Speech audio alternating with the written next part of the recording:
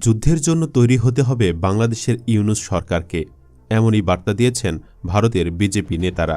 তাদের দাবি, বাংলাদেশে হিন্দুদের ওপর যেভাবে অত্যাচার চলছে তা থেকে বের করার জন্য যুদ্ধে নামতে হবে ভারতের সনাতনীদের।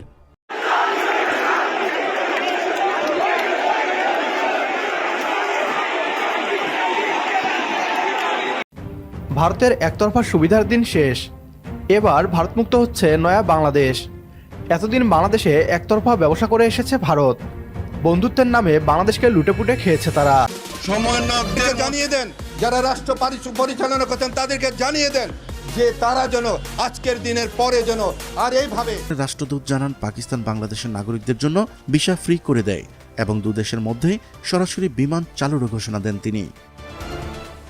যে আগ্রাসন বর্তমান পরিস্থিতি আমি পাকিস্তানের সাপোর্ট করি। চারদিকে যেন শুধু যুদ্ধ আর যুদ্ধ। এই যুদ্ধ বিষাক্ত বাতাস যেন ভারত বাংলাদেশ এসে পড়েছে। যে কোনো মুহূর্তে ভারত বাংলাদেশ আক্রমণ করতে পারে, কারণ সাম্প্রতিক সময়ে ভারতের সবচেয়ে বড় মাথা ব্যথার কারণ হয়ে দাঁড়িয়েছে বাংলাদেশ। যদি ভারত এমনটা করার চিন্তা করে তাহলে কি পরিস্থিতি দাঁড়াবে? বাংলাদেশ কি পারবে পৃথিবীর চতুর্থ বৃহত্তম ভারতের মতো সামরিক দানবের সাথে?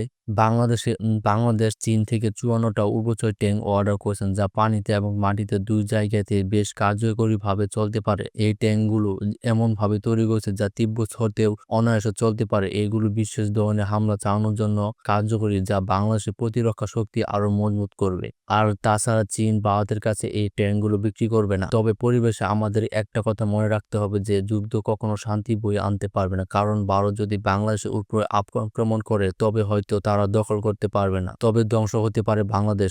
প্রাণ হারাবে হাজার হাজার লাখ লাখ মানুষ। এমনকি ভারতের জন্য রয়েছে সতর্ক, কারণ বাংলাদেশের সাথে যুদ্ধে ব্যস্ত থাকলে চীন এবং পাকিস্তান অবশ্যই ভারতের মানচিত্রে আক্রমণ করতে দ্বিধাবোধ করবে না। এমন ভয়াবহ কিছু হলে দুটি দেশই ক্ষতিগ্রস্ত হবে। আর তাই প্রতিবেশী দুটি দেশ জনগণের উচিত এমন কোনো মূল্য কার্যক্রম না করা যাতে দুই দেশের মধ্যে বন্ধুত্ব সম্পর্কে পরিণত শত্রুতার সৃষ্টি হয়, কারণ এতে উভয় দেশের ক্ষতিগ্রস্ত হবে।